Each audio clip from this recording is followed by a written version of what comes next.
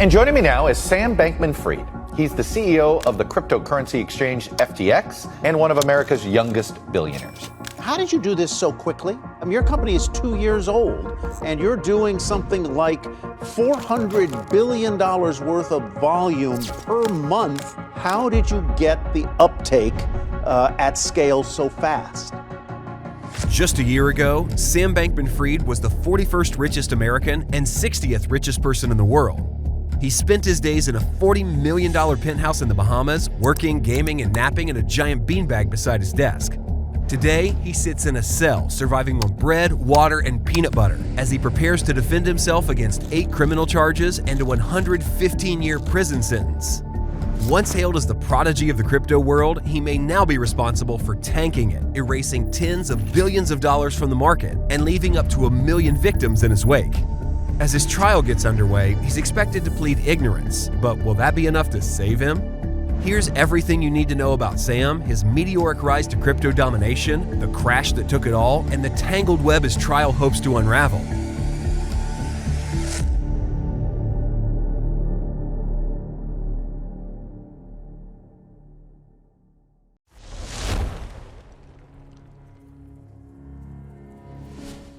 Sam was born in 1992 to law professors Barbara Fried and Joseph Bankman. He was extremely bright, but found school so boring he told his parents he thought he was gonna die.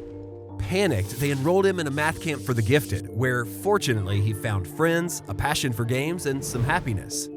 After high school, he went to MIT, where he majored in physics and became a member of Epsilon Theta, a fraternity that shunned alcohol and parties for solving puzzles and playing board games. There, he'd meet the person who'd set the ball rolling for the crypto disaster that lay ahead. A few things stuck out about Sam. He'd been raised utilitarian, believing he should strive to bring happiness to as many people as possible, and he had an incredibly mathematical brain. This led him to become vegan, as he said it wasn't logical for a chicken to be tortured for 6 to 8 weeks so we could spend half an hour eating it. This was morality driven by math and logic, and his fellow Thetans knew exactly who he needed to meet. An effective altruist named Will McCaskill. Effective altruism is a social movement that promotes an earn-to-give philosophy. They believe that to do the most good in the world, you shouldn't just passively give away a high percentage of your earnings. Instead, you should strive to earn as much as possible so that you have more to give away. This struck a chord with the logic of Sam. After all, if $2,000 can save one person from malaria, $1 million can save 500. So, more money equals more happiness. What could be more utilitarian than that? To set him on his road to fortune, McCaskill recommended a summer internship at the New York trading firm Jane Street Capital. There, Sam learned the ropes of trading and was invited back for a full-time job after graduation. He knew he could be successful there, but didn't last long. It just wasn't high risk enough to bring in the big money, and if he wanted to do the most good, he needed billions. Founding Alameda Research. By now, it was 2017, and everyone was talking about crypto. Sam didn't even have a single Bitcoin, but looked into it regardless, and that's when he discovered something that shocked him. While Bitcoin was trading for $10,000 in the US, it was going for $11,000 in Japan and $15,000 in South Korea. Effectively, this meant that if you bought in America and sold in South Korea, you could pick up $5,000 of free money. So why wasn't everyone doing it? The problem was red tape and bureaucracy. Unsurprisingly, you can't just set up a bank in another country and start transferring thousands of dollars every day. There are regulations and caps in place to prevent money laundering and currency shocks. So while there was free money, no one had figured out how to get to it, until Sam. South Korea was a no-go thanks to tight currency restrictions, but he managed to find a rural Japanese bank that was willing to process the transactions, but only for Japanese citizens who held an account. Happily, Sam had a secret weapon, the effective altruism community, which just happened to have a Japanese grad student who was happy to help. So, in September 2017, Sam founded a trading company with a fellow effective altruism member. They named it Alameda Research because they thought any name, including a reference to crypto or Bitcoin, would raise too many red flags for banks, and they'd struggle to get an account. Research, on the other hand, seems safe, altruistic, and something a bank would like to be associated with. Initially, Sam put in $50,000 of his own money, and they started trading. The profit was just 10%, but this was compounding every day, and soon they were moving $25 million in Bitcoin daily. Eventually, the price gap closed, but by then, Alameda had enough cash to go into conventional crypto trading and kept up its profits with a strategy of high-risk bets. Remarkably, for a company now trading millions, there was nothing professional about their operation. Sam had hired only effective altruism members with limited trading experience and little business knowledge. Early hires included his brother's friend, Nishad Sain, and his off-on girlfriend, Caroline Ellis, who he hired in a coffee shop while she was dressed as a wood nymph for a live-action role-play party. Their office was a 600-square-foot walk-up with a closet dedicated to napping.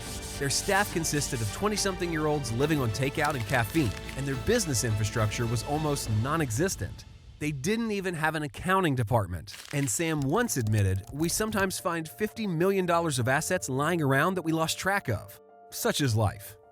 As early as April 2018, Tara McCauley quit with a few others, citing concerns over risk management and business ethics. Then in 2019, a venture capitalist who was considering investing noticed they'd lost $10 million in 1 month, but they couldn't explain it as they didn't have great record keeping back then. However, this wasn't just a problem in the early days. In 2022, they'd produce an internal portfolio summary that instructed staff to come up with some numbers. IDK. These were the first signs of what was to come, but while the cash was rolling in, people didn't care. So many investors were desperate to board Sam's money train that it didn't matter if they lost a few due to shaky business practices. There were hundreds more who wanted in. Founding FTX. While things were going well at Alameda, Sam had one major frustration. The crypto exchanges available in 2018 weren't good enough. Coinbase was so compliant with the regulations that they limited what Sam could do. And Binance was so hell-bent on evading the regulations that they were bouncing between countries and jurisdictions. Hardly solid ground on which to build his billions. So, in April 2019, he decided to take matters into his own hands, handed the reins of Alameda to Caroline, and with ex-Google employee Gary Wang, moved to Hong Kong. There, they launched their own trading exchange called FTX as an entirely separate company from Alameda. If you haven't used an exchange before, it works like this. You deposit your money, use it to buy and sell cryptocurrency, and then when you've made or lost enough, you withdraw it. Some customers leave millions of dollars sat in their exchange accounts for months. To make it profitable for the exchange, they take a tiny cut of each transaction. This means they don't have to gamble or invest customer deposits, and their earnings are guaranteed. At the same time as founding FTX, Sam launched his own token, known as FTT. This could be used to make payments or obtain discounts on FTX and was publicly traded. The benefit for Sam was that he would mint it himself, and provided its value remained high, effectively print his own money.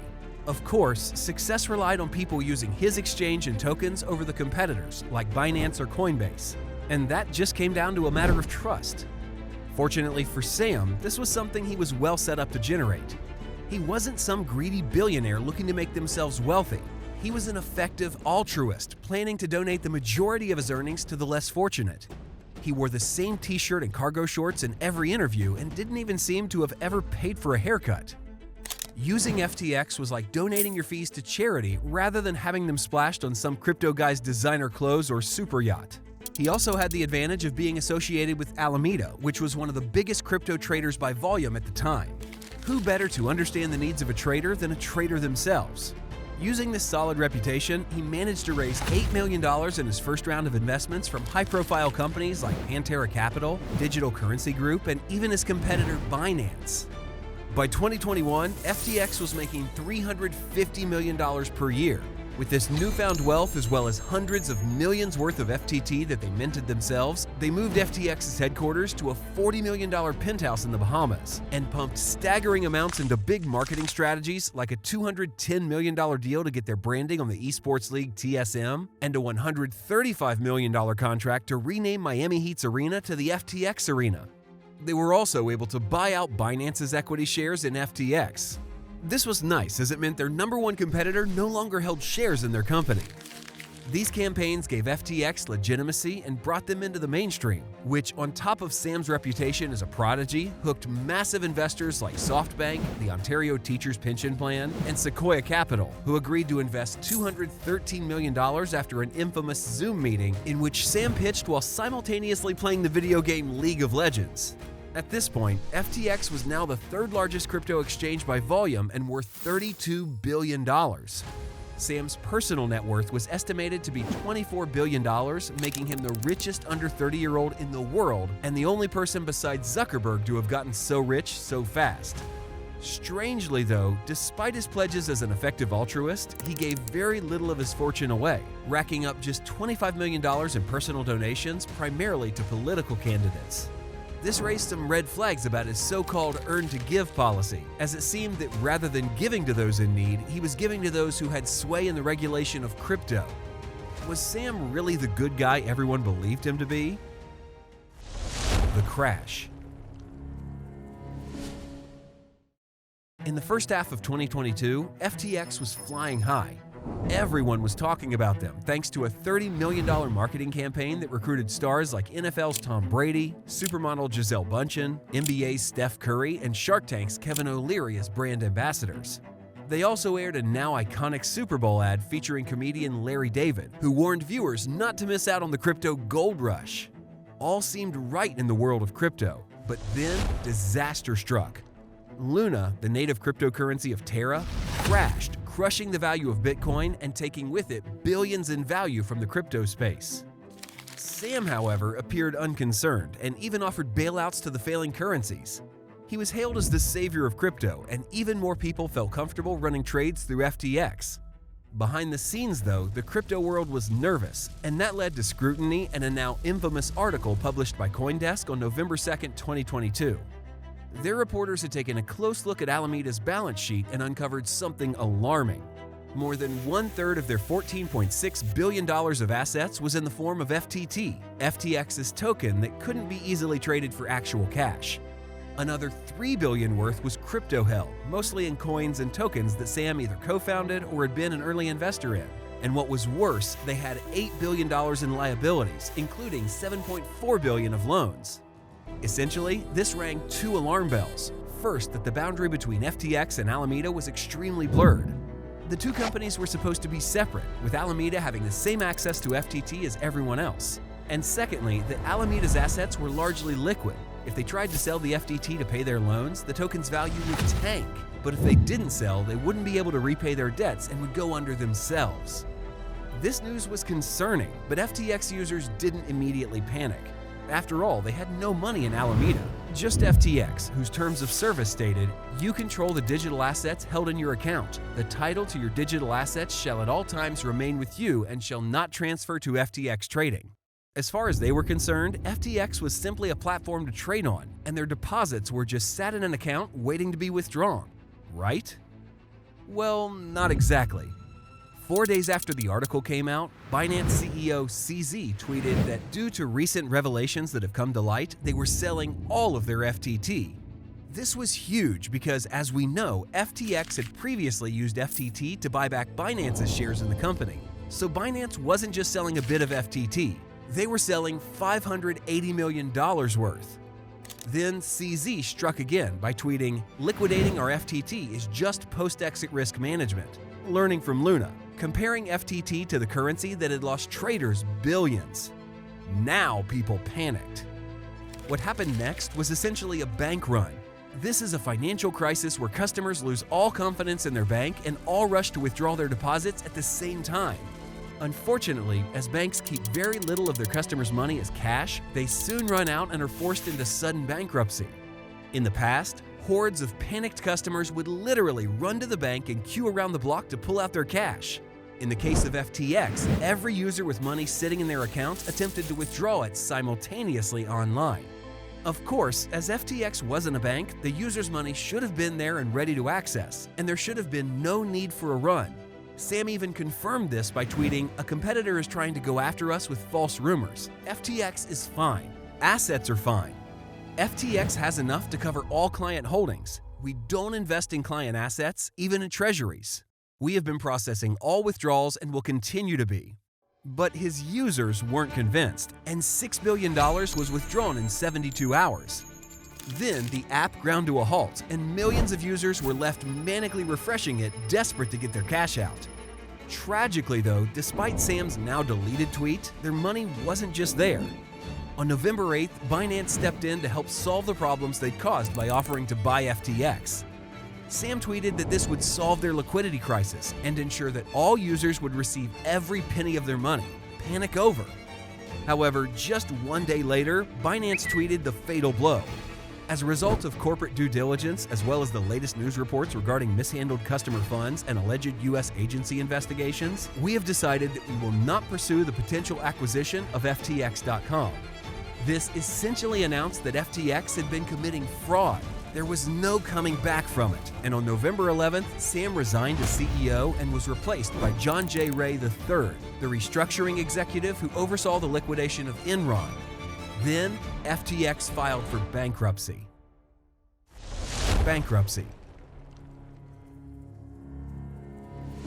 Ray's first job was attempt to untangle the complex and mismanaged web of accounts that Sam had left behind. And on a November 17th court filing, he noted, "Never in my career have I seen such a complete failure of corporate controls and such a complete absence of trustworthy financial information." And added, crimes that were committed at Enron were highly orchestrated financial machinations by highly sophisticated people to keep transactions off balance sheets. This is just taking money from customers and using it for your own purpose. Horrifyingly, the filing also revealed that the company owed between $10 and $50 billion to over 1 million creditors. The bankruptcy was a massive hit to big investors like Sequoia, who lost $150 million. But worse affected were the everyday users, some of whom had their life savings sitting in their FTX accounts. Yes, they knew crypto was risky, but it's easy to see how the Super Bowl ads, celebrity ambassadors, and branded stadium could convince them otherwise. And now their money had seemingly vanished. So where had it gone? Well, it all began when FTX first started receiving huge amounts of customer deposits. They had trouble setting up bank accounts to hold the cash as banks were understandably wary of crypto. So they simply sent the funds to Alameda for safekeeping. Then, according to Sam, they kind of forgot about it as $8 billion trickled in. Meanwhile, Alameda was investing heavily in crypto and sticking with the same high-risk strategy that caused the original co-founder to leave. Rather than working within their means, they were taking out loans to fund their bets by pledging their FTT tokens and other crypto holdings as collateral. With hindsight, this made no sense, as a sudden fall in value of those FTT tokens would cause them to default on the debts. But they weren't concerned. In fact, they were so confident of their strategy that they started using the loaned money and FTX user funds for all sorts of things, like the Bahamas penthouse, political donations, and other lavish real estate. They even granted huge private loans to any member of the inner circle who asked for it.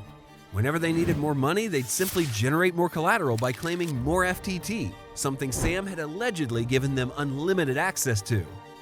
The $8 billion of FTX users' cash was long gone, but no one thought it was an issue because Alameda had the collateral to back it up. But then disaster struck when Luna crashed. The damage done to the crypto markets caused a widespread drop in the value of all the cryptocurrencies they had money tied up in. This meant they'd not only lose on their bets, but a big chunk of the collateral they'd used to secure their loans had disappeared, leaving them billions of dollars in the hole.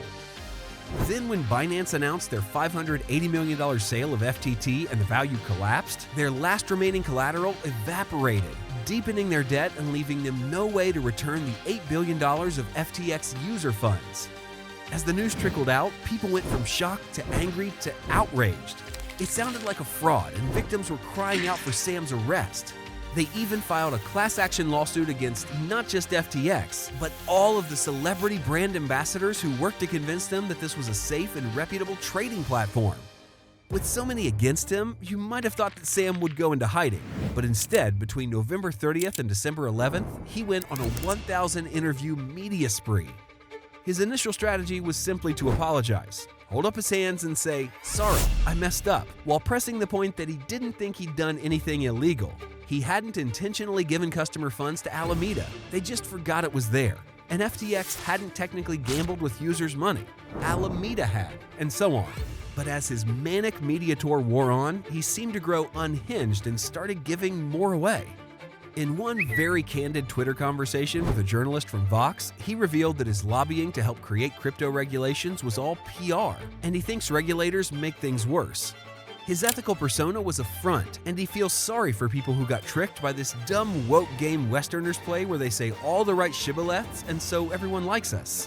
And finally, that he regretted filing for bankruptcy and believes he could have made all the money back within a month. What happens next? On December 12, 2022, Sam was finally arrested and taken to prison in the Bahamas and charged with 8 crimes, including wire fraud and conspiracy to commit commodities fraud, securities fraud, and money laundering. Although he initially fought extradition, he lasted just over a week in the Bahamian prison before changing his mind and heading back to the US.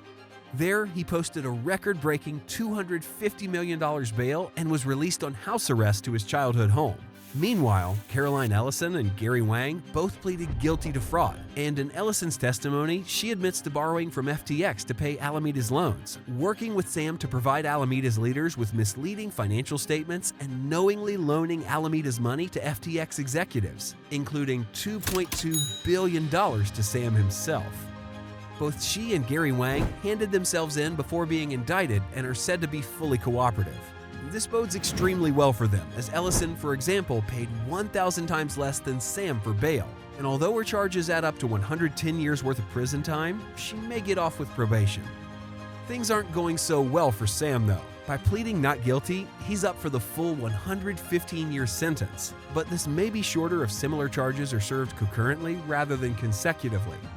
On top of this, he had his bail revoked in August 2023 after inviting a New York Times reporter to his house and leaking the private diary of Caroline Ellison. The excerpts he revealed show that Ellison felt running Alameda doesn't feel like something I'm comparatively advantaged at or well-suited to do, and that she felt she lacked decisiveness and leadership. Prosecutors responded to the leak claiming that Sam was attempting to discredit Ellison, taint potential jurors, and intimidate other witnesses who may be scared to come forward. Now back in jail, Sam is struggling with poor internet, disruption to his medication, including Adderall, and limited vegan food options. His lawyers have made numerous requests for his release, claiming he can't adequately prepare for his trial while trying to subsist on a diet of bread, water, and peanut butter. However, their pleas have so far fallen on deaf ears. As his trial gets underway in October 2023, the outcome is anybody's guess. Remarkably, Sam is set to defend himself, opening himself up to potentially damaging cross-examination. He is likely to counter Ellison's testimony by claiming he never authorized her unlimited payments to Alameda, and that Alameda's liabilities were hidden from him or so poorly accounted that he had no way of knowing what they were. Therefore, he didn't realize that FTX's customer funds were under threat and couldn't possibly have intervened in time. Essentially, he's pleading ignorance. In theory, this could work, and Sam could get off scot-free. And if you believe what he promised on his media spree, he could even use the freedom to earn back and repay the customer money he lost. However, if any of his former Alameda or FTX inner circle produce evidence in court that proves he knew what was going on, he's toast. This is set to be a trial that'll have the crypto world on the edge of their seats. Prodigy or incompetent, guilty or innocent. Whatever the outcome, FTX will forever be immortalized as the poster child for the famous crypto expression, "Not your keys, not your coins."